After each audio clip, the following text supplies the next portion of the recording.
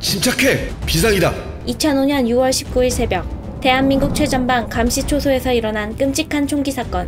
국군장병 8명이 숨지고 4명이 부상을 입은 비극적 이야기. 지금 시작합니다.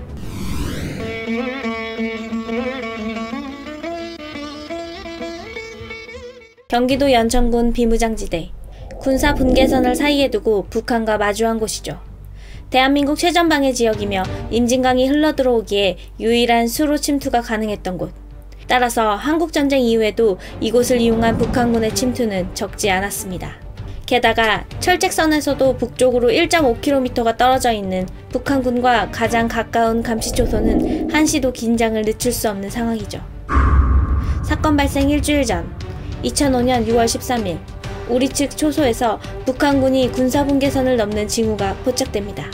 진돗개 둘. 전군은 즉시 무장공비 등의 침투 위기에 비상경계 태세에 들어가는 진돗개 둘을 발령하죠. 그런데 며칠 후인 6월 17일 급기야 철원군 대마리의 한 민가에서 북한군 병사가 철책을 넘어와 4일간이나 숨어있다 생포되는 일이 일어나며 긴장의 끈은 더욱 조여지고 매일같이 남침 무장공비 수색작전과 최고조의 경계 근무에 돌입한 최전방 부대들. 북한에 대한 경계가 극에 달하던 그때 비무장지대 한 초소에서 엄청난 사건이 발생하고 맙니다. 2005년 6월 19일 새벽 2시 30분 폭음과 함께 정전이 된 내무반. 적군이 나타났다. 교전이다. 교전! 북한군의 도발로 생각한 병사들은 침착하게 불을 켜고 사태를 수습해보려 하지만 곧이어 이어진 무차별 총격은 내무반을 초토화시켰죠. 사망자 8명, 부상자 4명. 다음날 국방부는 전날 일어난 내무반 총기 사고에 대한 조사 결과를 발표합니다. 그런데 적군이 침투했다는 예상과는 다른 뜻밖의 결과였죠. 범인으로 지목된 사람은 바로 평상시 상급병들의 가혹행위와 괴롭힘을 당했다는 일병 김동민. 더 이상 참지 않겠어. 사건 당일인 19일 0시부터 초소 근무에 투입된 그는 범행을 이미 결심한 상태였죠. 그리고 오전 2시 반 실행에 옮깁니다. 김동민은 근무를 나갔을 때 확보한 수류탄과 실탄을 들고 화장실로 들어갔죠. 수류탄의 안전핀을 뽑고 실탄을 장전한 그는 유유히 내무반으로 들어갑니다. 깜깜한 새벽, 내무반의 내부를 향해 수류탄을 던진 뒤 급히 빠져나오자 뒤이어 엄청난 폭음이 들려오며 잠을 자던 병사들은 아연실색하고 내무반은 한순간에 아수라장으로 변하게 되죠. 직후 김동민은 체력 단련실 취사장에서 나오던 사병들에도 총을 쏘아댑니다. 미상 확인 적으로부터 9발 피격이 있었습니다. 한편 상황실에 있다 놀라서 나오던 소초장이 총격을 받자 황급히 피하며 상황 보고를 합니다. 하지만 그 사이 김동민은 다시 내무반으로 들어가 수습하던 사병들을 향해 총격을 가했죠. 불과 2~3분 남짓한 시간 완전히 초토화되고만 530 초소.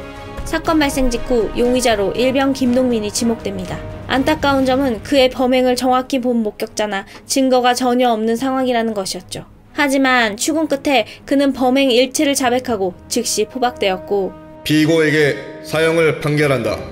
군사재판을 통해 사형 판결을 받으며 사건은 일단락되는 듯합니다.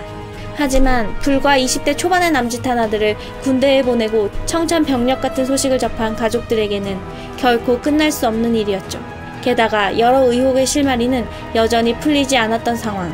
김동민은 범인이 아닙니다. 이것은 조작입니다. 사건으로 희생당한 병사들의 유가족들을 중심으로 국방부의 발표는 진실이 아님을 주장합니다.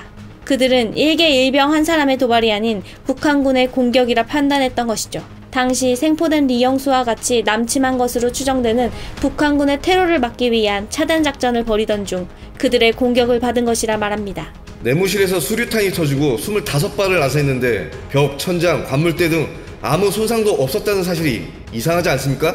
게다가 취침 중 사망했다는 병사들의 전투복을 사건 직후 모두 서둘러 소각해버린 사실은 사건 조작과 은폐라는 또 다른 의혹을 낳기에 충분했죠.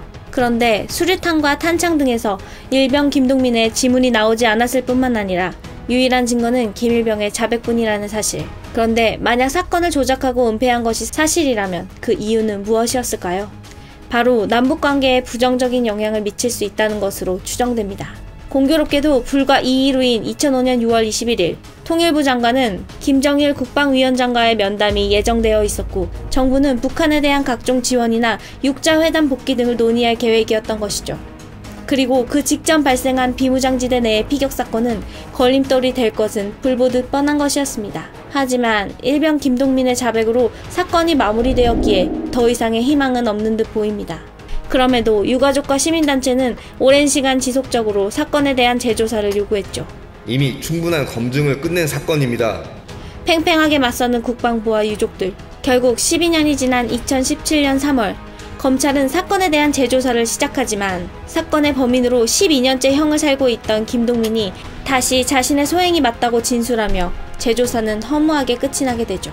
과연 사건의 진실은 무엇일까요?